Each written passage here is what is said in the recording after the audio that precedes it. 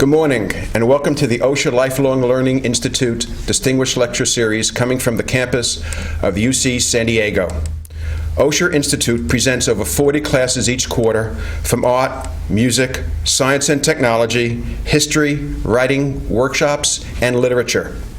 It is my pleasure now to introduce Dan Dinan, who will introduce our host for today, Dr. Jane Vaya. Thank you. Dan? Thank you, Stan. Ladies and gentlemen, good morning, and welcome to the revolution. Yes, our distinguished lecturer this morning is a true revolutionary.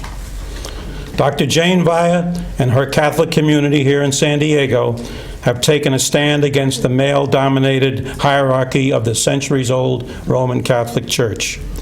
They have rebelled against the injustice of this discrimination against women in the Church. They have put the Vatican on notice that they will no longer wait for the change from the top on the questions of women's ordination.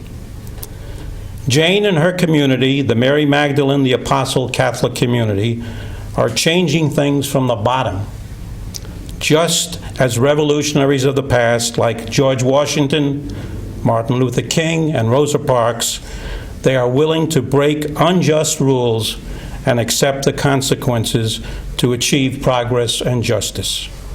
The message from this soft-spoken woman has reached the marble halls of the Vatican, and the ball is in their court. We all await their response. Jane has made it very clear that she is not part of a schism against the Roman Catholic Church, but rather wants to work positively within the Church. No matter what the hierarchy says, Jane and her community are not leaving Catholicism. They consider the people are the real Church and not the hierarchical establishment. Let me tell you a little bit about Jane, if I may. She is an ideal person to lead the reform in the Church. She comes from a solid Midwestern background, born in St. Louis, did her undergraduate work at Purdue, majoring in Spanish studies, and received her doctorate in religious education at Marquette. After coming to San Diego, she was a tenured theological professor at the University of San Diego and also obtained her law degree at the University of San Diego. Somebody said, wow. I agree with that. Her present job, this is a day job that she has, is with the San Diego District Attorney's Office, where she is a deputy DA and a prosecuting attorney. She's been married to her husband, Phil, for many years and has 2 grown sons in college. In summary, Jane is not a radical, but a very talented, well-adjusted woman. A theologian, a lawyer, a teacher, a prosecuting attorney, a wife, and most of all, a mother. Just the kind of person the Roman Catholic Church needs to be a priest and to join their priesthood. Jane, we are honored to have you with us today, and we welcome you to the Osher Lifelong Learning Institute here at UCSD. Jane?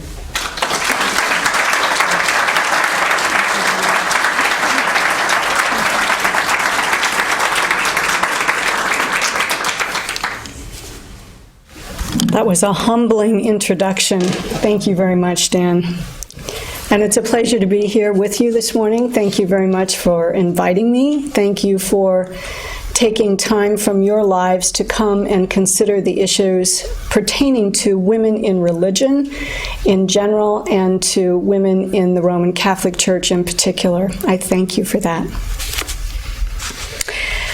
As I tried to formulate my story into a presentation that's organized and structured and coherent, but also one that can be told in about 35 minutes. I decided to focus on this dimension, which I've called From Rage to Courage. And I'd like to start by saying that I think there were 3 facets of my life which brought me to ordination. I'm sure there are many others, but for the purposes of our discussion today. I think there are three primary facets that really moved me in this direction long before I knew it was going to happen. Number one, my earliest memories from at least age 3 relate to God and God life. It's just the way I was born into the world. It's part of who I am as a human. Secondly, also from my really early childhood, very early childhood, I was extremely aware of gender imbalance. It was very clear to me who got the important roles in our society and in our church. And I suppose you could say from very early childhood, a budding feminist. I was, as a result, a tomboy because I wanted to align myself with the community that could enable me to participate in a full and meaningful way. And my father encouraged me to be anything that I wanted to be, which I think was a very important factor. As an aside, I'd like to just mention to you at the outset that throughout my entire life, I've been blessed with relationships with wonderful egalitarian men who encouraged me and supported me in a variety of ways and in a variety of endeavors to be myself, to explore my gifts, to realize my talents, and to step up to the challenges of life in the modern world and in the church. And that continues to be true to this day. And finally, I don't know why, but I seem to have been born with a strong sense of justice and injustice. I was asked recently, where does that come from in you? I've been thinking about it since I was asked the question. I don't know. I don't know if it's inborn. I don't know if it's related to my personal experiences. I don't know, but it's definitely there. And for me, it always connected to the issues of women. I think I've learned over a professional lifetime that most of us can only manage making a significant contribution to one aspect of injustice. There are many, many varieties of enormous injustice in the world. Mine focuses on women. So these three things are important because they converge in a really dramatic way for me in my adult life. A little background. I knew by the time I was 10 that I wanted to be a Catholic. I pursued that possibility for myself in every way that I could, given the circumstances of my life at the time, and I continued to do that until I went away to college at age 17, and at age 18 I became a Catholic.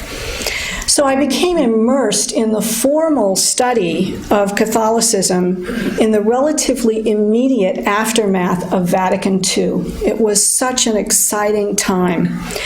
There was excitement, enthusiasm, hope, the realignment of the Roman Catholic Church, of pre-Vatican II theology with gospel values, was extremely energizing and exciting. I had a fabulous experience, a very positive, rewarding, enriching experience at the Catholic community at Purdue, which was one of the most formalized campus ministries in the United States, even way back when I went to college. And I think I was nurtured there towards leadership in the church. I wasn't unaware of how the church discriminated against women, but I was hopeful because of Vatican II that Vatican II would result in changes in a church, and that one of those changes might be that women and men could function as equals. When I graduated from Purdue, ordination was obviously unavailable to me because I was a woman. I considered briefly the convent, realized this is definitely not for me. And so I took really the only available alternative, which was to pursue a doctorate in religious studies. And I was one of the first generation of Roman Catholic women to do doctoral studies in theology at a Catholic university in the post-Vatican II era. So the clash between these three aspects of me, my love of God, my strong sense of justice, and my, what I'm calling for the moment, feminism, because it's a nice short way to capture my strong convictions about justice for women, that began in graduate school. And I'll just give you two tiny anecdotes, and I hope that they illustrate how slowly the process of what I would call radicalization, but radical in the sense of getting back to the roots of everything, how slowly this process of radicalization occurred for me. One is that when I got to the religious studies department at Marquette, it was mostly men, mostly clergy or former clergy or clergy students, people who were studying to be clergy, and there were some women. But I was probably one of the youngest in the department when I arrived. I was labeled the department ornament. Now, it was done affectionately, and I appreciate that, and I understand that, but it nonetheless remains true that I think I was seen as a decoration to the community. I was not taken seriously as a scholar. Another little detail that I recall very well it's insignificant in many ways, but it was a moment that like turned a light on for me. One of my Jesuit friends' mother died, and at the funeral, it was concelebrated by, I don't know, maybe 25 Jesuits, because he was a Jesuit and because he was well loved. Priests came from all around to concelebrate at his mother's funeral. I was at the back with yet another Jesuit friend of mine, and he said to me quietly, "What do you think of concelebration?" And I looked up there, and I found myself saying to him, "Well, I like that so many people are participating, but it's so overwhelmingly male." So, over this time, I had this gradual dawning, this gradual experience of enlightenment regarding the extent to which women are discriminated against in the Roman Catholic Church. And I hasten to say, not just the Roman Catholic Church, the Christian Church, the Buddhist religion. In virtually every religion of the world, women are not treated as equals. I graduated from Marquette and went on to teach religious studies, specifically New Testament studies. And so that's an important piece. I was immersed day in and day out in the New Testament literature and specifically in the gospel traditions very often. I taught full-time from 1974 to 1983, and then I taught part-time off and on for about 10 years. Well, teaching New Testament required a whole different type of preparation for me than being a student of New Testament studies in a graduate program. And I began to learn things that I never learned in school. I'll share just a few of them with you. I learned that many doctrines which claim to be rooted in Scripture aren't. I learned that many doctrines are based on a very distorted interpretation of a passage in Scripture. I learned that many of our doctrines are contrary to the values of the historical Jesus. I learned that many doctrines are literally man-made. I learned that radical inclusivity characterized Jesus' life, his ministry, his teaching, and that it contributed very much to his public execution. And I learned that Jesus' radical inclusivity extended clearly to women in virtually all facets of his life. Another important factor was the emerging feminist studies in the post-Vatican II era as women earned their doctorates in religious studies and began to become researchers and authors in theological studies. Just a phenomenal amount of work was done on history, on scripture, on systematic theology, on every dimension of religious studies as it pertained to women in the history and in terms of envisioning what might be more authentic in light of the historical Jesus. And so reading feminist theology, excuse me, and participating in local groups, Woman Spirit of San Diego, Women's Ordination Conference locally, and other groups, helped me to understand the radical importance of inclusive God language to the transformation of the church from a patriarchal, monarchical, classicist institution to the pilgrim people of God. It radicalized me without me realizing I was being radicalized. So more and more these three things came together. And I moved from a dim perception of the church's discrimination against women to an incredulous realization of the hypocrisy of many, if not most, men serving in the hierarchy, to rage at the institution for its, number one, hypocrisy, and number two, clericalism and misogyny. What happened was I began to lose hope. I began to lose hope that anything could change in the church. And aside, during this time, I met and married my wonderful husband, who is a driven-away Catholic. And we had 2 sons, a reality which I believe helped me to keep my feminism very balanced. It made it easy for me to remain constant in my perception and my conception of feminism as a commitment to the radical equality of men and women in the personal, religious, social, and political spheres of human life. And meanwhile, I did everything I knew how to do, everything I knew what to do in order to try to change the church. I regularly attended church, rarely missed a Sunday. I was a lector, I was a Eucharistic minister. At one point, I served on a parish council. I was still teaching for many of those years at the university. I was lecturing widely for a while at local parishes. Later, as I became more and more disillusioned and lost hope, I joined an ecumenical Christian community with a Catholic origin and history, which became a very important part of my journey.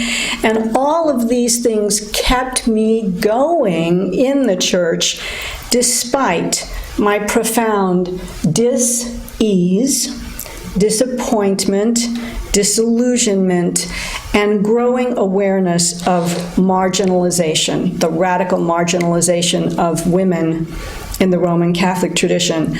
I realized that as a woman, I am outside of the community of the church in many ways that matter. And at the same time, in the big picture, things got progressively worse for women. The new Code of Canon Law essentially rendered the theology of Vatican II inapplicable. To say it differently, it rendered the theology of Vatican II illegal. The papacy remained anti-female. Look at all of the important encyclicals. Almost all of them relate to women directly or indirectly. Whether we're talking about women's ordination, birth control, despite the gross overpopulation of the planet and the dramatic depletion of the world's resources. Not very long ago, I think it's only 5 years ago, Pope John Paul II made a woman who was a victim for years of domestic violence in her marriage a saint. Bishops were subjected to loyalty oaths, as were clergy and Catholic scholars, not to discuss or promote women's ordination. So gradually, I lost more and more hope.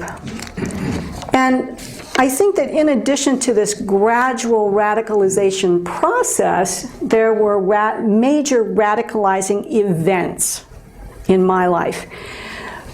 Perhaps to others, they might not have had the impact. I can only share with you the impact that these events had on me.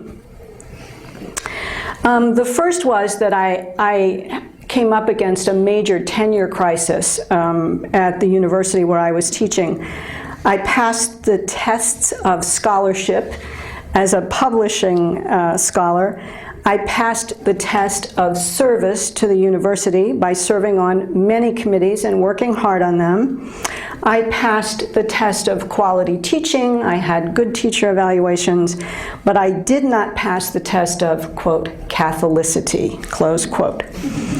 All the Catholic clergy in the department voted against my tenure, and I'll never know, I'm sure, what all the reasons were, but I do believe that one of them was that at the time I was the only articulate feminist Catholic theological voice in San Diego County, and I was being invited to speak at many local parishes. I experienced a lot of personal cruelty on the part of clergy. I remember getting almost sick to my stomach in the morning, driving up the hill to the university. Essentially, to get tenure, I was forced to submission to clerical power, and it was a very painful and extremely disillusioning experience. The second radicalizing event was that I was silenced by the bishop for signing the 1984 New York Times ad, which is characterized as the 1984 New York Times ad in favor of abortion. It was not. It was an ad that said that the Catholic scholars and social activists who signed it thought that perhaps the official church should dialogue about and consider the possibility that some abortions may be, under some circumstances, a moral choice. In a world of nuclear war and napalm, with napalm on one side in our past and nuclear war on the other, where we obliterate entire masses of humans, it seemed to me that that is not an inappropriate consideration. But as a result of signing that ad, I was silenced. I could no longer speak in any public Catholic forum on any subject. So meanwhile, I'd received my law degree. Could I teach at a Catholic university and teach law? No, I could not. I could not speak on any subject in any public Catholic forum. Third, radicalizing event. I was part of a wonderful university Catholic community that played an enormous part in keeping me in, and I give the Paulist clergy credit for keeping me really within the embrace of official Catholicism as long as I stayed there. But there came a point when this community faced a housing crisis, and the hierarchy took the opportunity of this housing crisis to intervene in the community and insist that all of the things that made the community wonderful for me be abandoned. And I might add, every one of them pertained directly or indirectly to women in the community. So it was a very, very painful personal experience for me. And although I did what I could for 1 year to try to reverse what had happened, it became clear to me that I simply could not stay there, and I left. Part of what pushed me out the door there was a young priest, not a Paulist, who was extremely talented, very intelligent, articulate, well-educated, young enough to be my son almost. And I knew from my encounters with him that he understood the issues regarding women in the church. And yet, it was so clear to me that he wouldn't change a word of the liturgy. He wouldn't drop a word in the liturgy in order to make women in the congregation feel more included. It was the point at which I realized the church has set this up so that no clergy are ever going to stand up for women, because it's been set up in such a way that if they stand up for women, they have to give up everything they've worked for all their lives. Not just the benefits of clerical life, which are many, I might add, but ministry, which most of them really love and do well. And when I realized that there aren't any men in the institution who are priests, who are really going to stand up for women, I realized only women can stand up for women. And here I am, I'm a woman, I'm a Catholic, I'm a person of faith, I'm well educated, I'm articulate, if you'll forgive me for saying so, I'm educated as a lawyer, I'm accustomed to defending a case, and if women like me drop out, who is going to call the church to change? Marty Haugen has a song that goes something like, "Who will speak if we don't?" And that captures my experience. Finally, I moved from that university Catholic community to what in my city was the only other progressive Catholic community. It was a Catholic community that was joyful and culturally distinctive and drew visitors from really all over the world. And I was there for wonderful years, and the Jesuits who were there did make small efforts to try to accommodate inclusive language. They left, and what happened was that the parish as it existed simply ceased to be. So every community in which I'd found a haven as an intelligent, educated Catholic was eliminated. The traditional parish was no longer viable, if you'll forgive me for saying so. There was no Catholic community in which I could worship with integrity. I was on a collision course with hierarchy, and the hierarchy and individual members of the clergy, from my perspective, played a major role in bringing me to ordination. I lost all hope in them. And then I learned about the Roman Catholic women priest movement and its commitment to a renewed, non-clerical priestly ministry in the context of a discipleship of equals. And I realized I can do this. I have the education, the background, the training, and the ability to do it and to defend it. And it was a chance for me to contribute to the transformation of an institution I love, but one which I believe has lost its way. So in June of 2004, I was ordained a deacon. In November of 2005, with the help and encouragement and assistance of yet another wonderful man, a priest who resigned his official duties as a diocesan priest after 35 years of ministry, a man who is a thorough feminist and a man who understands the Jesus of the Gospels, I founded Mary Magdalene Apostle Catholic Community with the assistance of many of you here, and in June of 2006, I was ordained a priest. In conclusion, in this new role, I commit myself to the following: to challenge the hierarchy, to acknowledge the change that has already happened in the church. Number two, I challenge myself daily and the other women involved in Roman Catholic Women Spirit, in Roman Catholic Women Priests, to repudiate clericalism in all its forms. Number three, I challenge myself daily to become a true servant of the people of God and specifically of the People of Mary Magdalene Apostle Catholic community in the context of a discipleship of equals. This means relinquishing my any decision-making authority as a pastor and relinquishing the kind of authority that so often is exercised in a hierarchical, traditional pastoral community.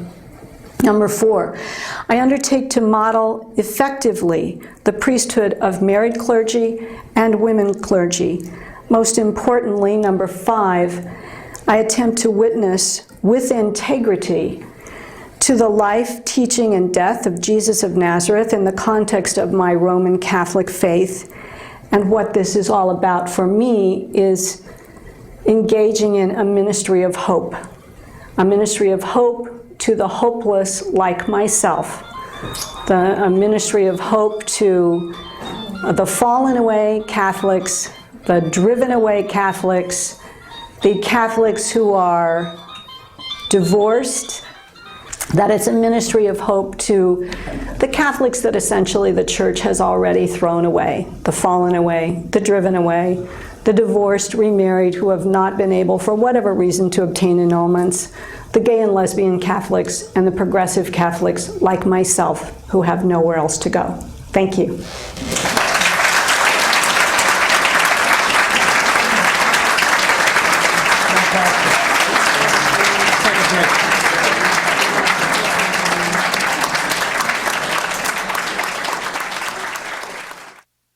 Your talk has been quite a revelation to me. I didn't know there were that many distressed Catholics. I'd like to know what attracts you to the Catholic faith in spite of all these problems that you have with the traditional values. Or perhaps they're not the traditional values, perhaps they're the things that somehow grew into the structure of the church rather than the philosophy. Can you give me some ideas to why you're still a Catholic? If I might respond to the first comment first. I know that some years ago, perhaps about a decade ago, there was a sociological study that indicated that the second largest Christian denomination in the United States was fallen away Catholics. So it's a very large number. And you may recall that the current Pope said shortly after he was elevated, I guess they say, to the papacy, that if the church has to be smaller in order to become more orthodox, then so be it, or words to that effect. The question you ask is one that I can't entirely answer. It's part of who I am. It's at the core of who I am. Catholic is just me. I've, over the years, received many invitations from wonderful Episcopalians and Lutherans to join their communities. I appreciate them. For whatever reason, it's not where I belong. What drew me, I think, to Catholicism as a very small child, and what plays still a very important part for me, is liturgy, Roman Catholic liturgy. The blend of ritual and rite and motion. I grew up in a church where we mostly sat and occasionally stood.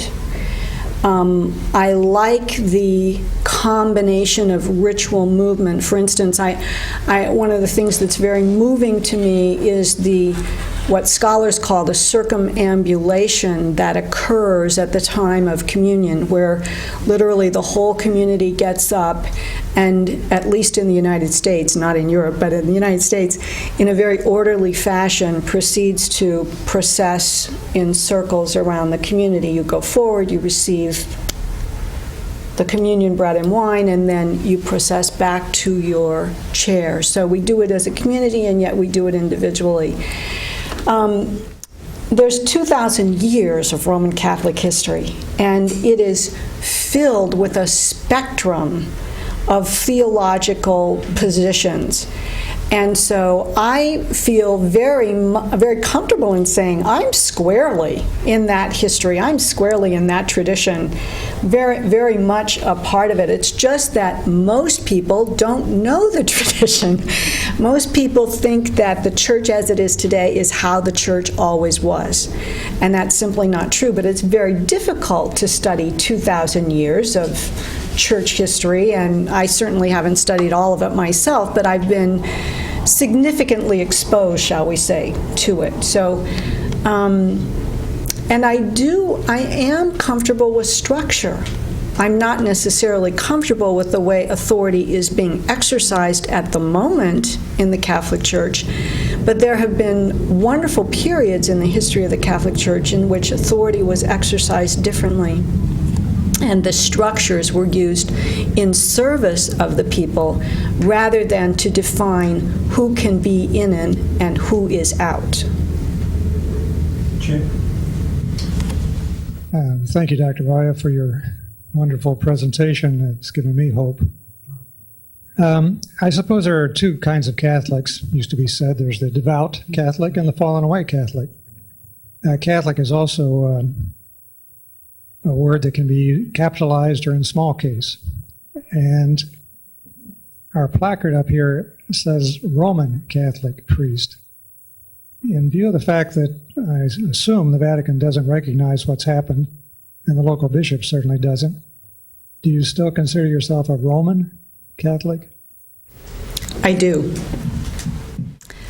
I anticipate that it's possible that the official hierarchy of the Church will declare me otherwise. My position is I am Catholic, I'm Roman Catholic. That's between God and me, and I plan to stay right where I am. I plan to keep calling my church, the church of which I'm a part, to a greater authenticity and a greater conformity with the gospel of Jesus. Who was the bishop who ordained you, and is he or any other bishop prepared to ordain other women at this time? I was ordained by, I can't remember now if there were two or three.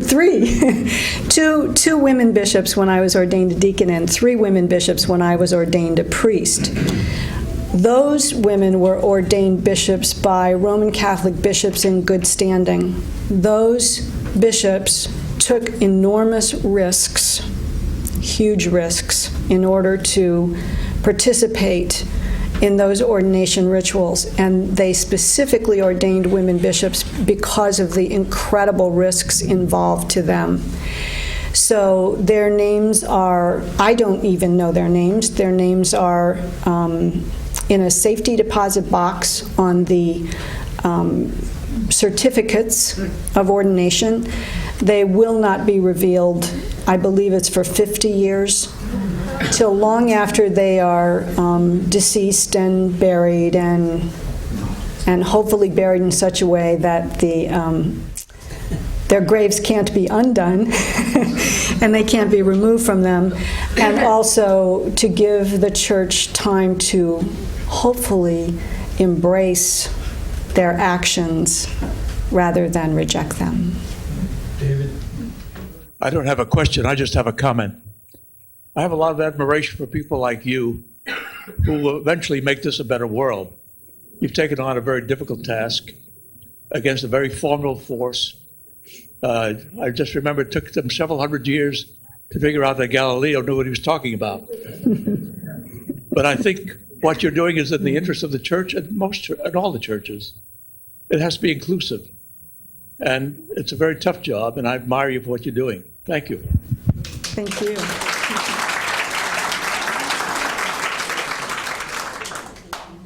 Jane, could you give us an example from the New Testament of how, from your studies, you interpret the way women were treated as compared to how we have heard throughout our lives, how the church has treated, not treated women, but has told us how women in the New Testament were. Do you understand my question? In other words, you want to know an example of Jesus' relationships or interaction with women that demonstrate his countercultural embrace of women as essentially equals. Yes. The one that comes most quickly to my mind is the Gospel of Luke, chapter 8, verses 1 to 3. I don't believe it's ever read from the pulpit on a Sunday. I may be mistaken about that, but there are many stories about women in the gospel tradition, many stories about women in the gospel traditions that are never read on Sunday mornings when the large number of Catholics come to worship. This little passage of only 3 lines, I think, has very important significance. It follows a section in chapter 7 where Jesus is engaging the crowds about John the Baptist and himself, and he's saying, what did you come out to see? A reed blowing in the wind, which is, of course, sarcasm, and that's not what they came out to see.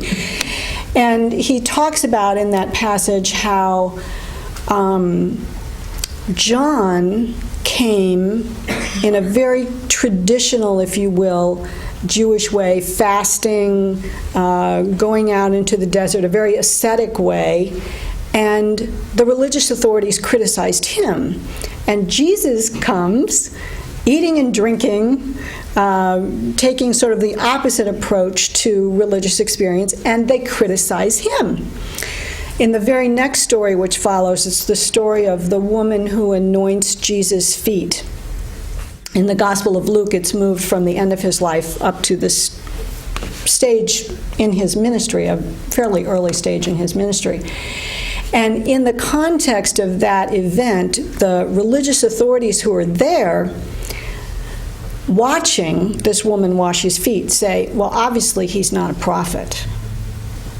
If he were, he would know what kind of woman she is, and he wouldn't tolerate this. The very next and of course he retorts, I should fill in, I guess, that Jesus' response, first of all, as I think many of us often do, he read their minds, he knew what they were thinking, and so he says, essentially, just that, I know what you're thinking. And the way you evaluate her, the way you are judging her, and the way you are judging me reflects on you, not on her and not on me. This woman's conduct shows how much she is capable of love. And you, who are my hosts, haven't even bothered to show me the common courtesy of washing my feet. So there's that encounter, and then we come to these 3 little lines. And Jesus went on his Galilean ministry. I believe it's Galilean in chapter 8 still. And with him were many women who traveled with him. Among them, Susanna, Joanna, and Mary Magdalene, from whom 7 spirits had been expelled, 7 unclean spirits, or as Luke likes to say sometimes, unclean spirit demons, so that the Jewish audience understands and the Gentile audience understands. He puts all the words together. He or she puts all those words together. So, and we're told that these women who traveled with him were supporting him out of their own possessions. I think that's very significant historically, culturally, in terms of the religious practice of his time, in terms of what the law essentially dictated with respect to his relationships to women. It was inappropriate, probably illicit, but he did it. And he didn't hide that he was doing it. He did it openly. So for him, conducting his ministry in a public way involved traveling with women who were drawn to him as disciples, and allowing them to use their possessions to assist in his ministry, I think it's critical. That's just one example. I am a Protestant minister whose journey in ministry began about 50 years ago. And you mentioned of the 50 years, could you call it a moratorium of the bishops' identities who began this chain of ordination? Sure, it's a good word. All right. Makes me ask this question. In terms of the hopes that you described at the end of your talk, how many of those do you see being fulfilled in, let's say, the next 50 years? In 2057, what kind of Roman Catholic Church do you see?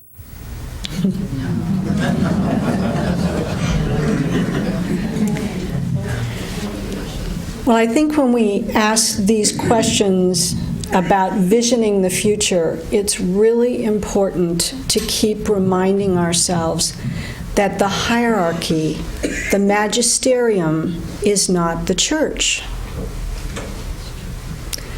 The community of believers is the church. The hierarchy is one part of this enormous community. And of course, right now, in the hierarchy that essentially purports at least to make decisions for all Catholics worldwide, there is not one woman with any decision-making authority about anything they decide.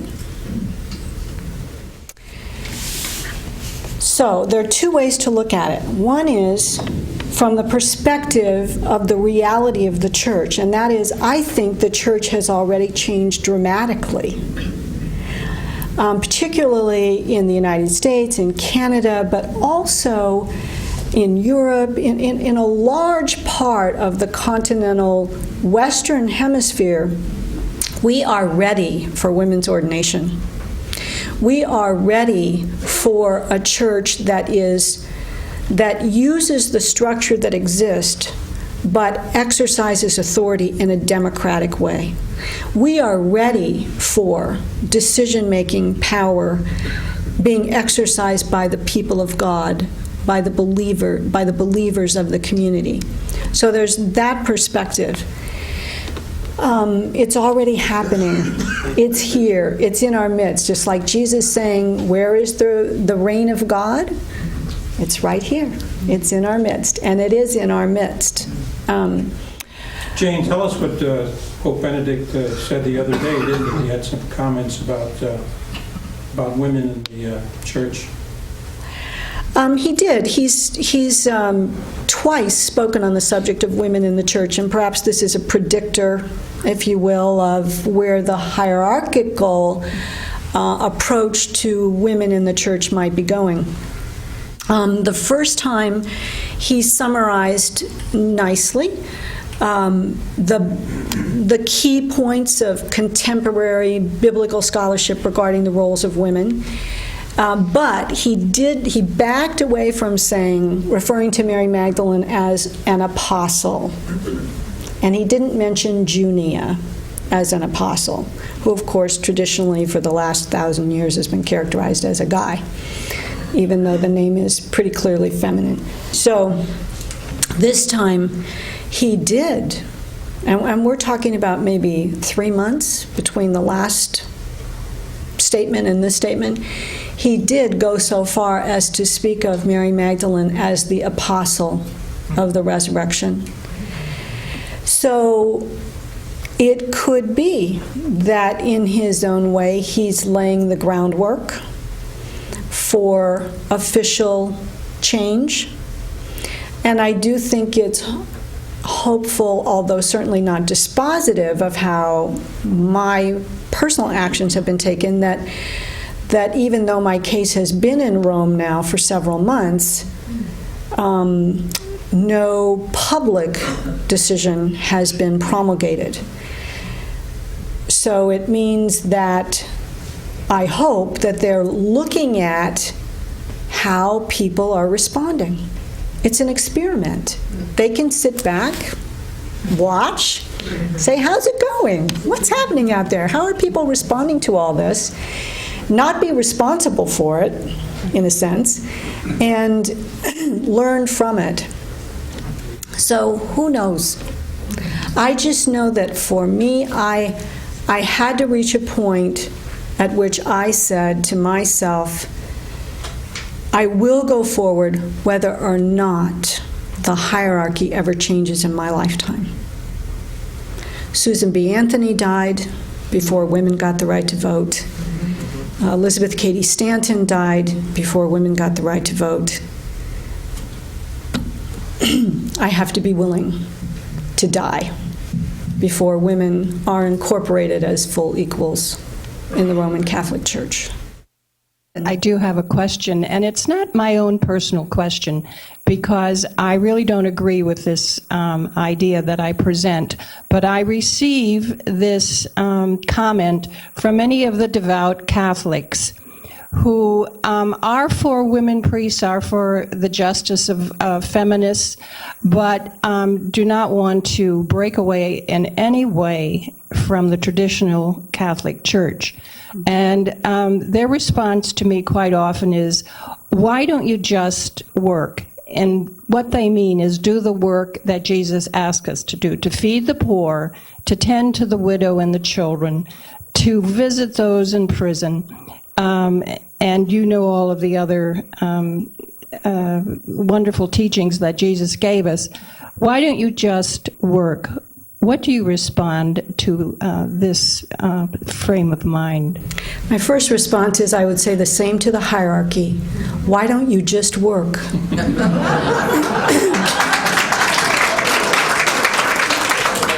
Take care of the poor. Take care of women and children in our society. Take care of the preservation of the world's resources. Acknowledge the incredible threats to the survival of our planet. Actively engage the world as Jesus did. That would be my first response. My second response is that I really do believe, based on my studies of the gospel tradition, that if Jesus were here today, it'd be very clear, it's very clear that Jesus would be in favor of ordination. The church doesn't have the authority to crucify him, but I'm sure they would excommunicate him, just as he was essentially, kicked out of the Judaism of his time. He was seen as a blasphemer. Sometimes I smile when I walk through the protesters outside of Mary Magdalene Apostle, because one of their signs says, "Blasphemy." And I always think to myself, yeah, that's what they said to Jesus, too. He was called a blasphemer by the religious authorities of his time. So it just seems to me that taking care of widows and orphans is translated in the modern world into all the issues that pertain to women and children in our world, which cannot be resolved simply by giving money to poor women and kids. It's got to be resolved on a much more structural and pervasive way. But finally, I would say, and I mean this very sincerely, everyone has to be where they are. I understand and appreciate that many, many, many Roman Catholics have to stay within the framework that they perceive to be officially acceptable and orthodox. I understand that. Jane, I'll take advantage of being coordinated to ask the last question. A number of people during the break have mentioned the fact of possible excommunication of you and us who are members of your community. I mentioned myself that I would almost see it as a badge of accomplishment, a badge of honor. And when I go to St. Peter at the pearly gates, that'll be one of my pluses when I tell them that the hierarchy excommunicate. What is going to be Maybe your Mary Magdalene will be. Pardon? Maybe Mary Magdalene will be meeting you there. That's right. Good. But I know you're more sensitive than I am. What is your reaction going to be if, unfortunately, the Vatican stupidly excommunicates you? Well, it'll be very sad for me. I went into this with my eyes open. I understand what the possible negative consequences are. I hope, perhaps overly idealistically, that the Vatican will take advantage of this opportunity to explore women in the priesthood. Almost all of us who are ordained have graduate degrees in ministry or religious studies. We're a highly educated, capable group of women. But it could happen. Now, I understand that, which most Catholics don't, or most people don't, that excommunication is a discipline of the Church. It has nothing to do with salvation or damnation, even though it used to have to do with life or death. Up until, relatively recently, historically speaking, because of the civil and political authority that the Church exercised in some places. But so I don't fear that it's going to impact my ultimate relationship with the holy in any way to use traditional language, that it impacts my salvation. But it'll be very, very, very sad for me. It already is sad for me, because there are events I want to go to in Catholic communities where I choose not to attend because I don't want to disrupt the event. I don't want to distract from the event. I don't want to create anxiety on the part of the clergy there, like, what's she going to do? Is she going to come up to communion? Is she going to force me to deny her communion? I don't want to create that anxiety for them. On the other hand, believe me, if I have the opportunity, which probably wouldn't happen in San Diego, but if I had the opportunity to worship in a Catholic church where nobody knows me, I certainly will take advantage of it. But it'll be very sad.